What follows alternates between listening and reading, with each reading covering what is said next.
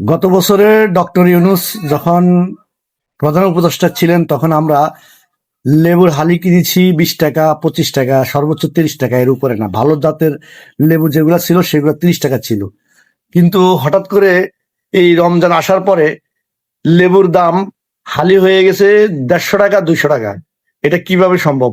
মানে যদি বাজার আপনারা নিয়ন্ত্রণ করতে না পারেন তাহলে তো এই দেশের জনগণ অনেক কষ্ট করবে।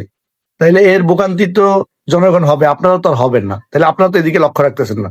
কিন্তু এই দেশের বাণিজ্য মন্ত্রী কিছুদিন আগে বলল, কয়েক ঘন্টা আগে উনি বললেন যে আগের গত বছরের তুলনায় 20-25 টাকা কম আছে।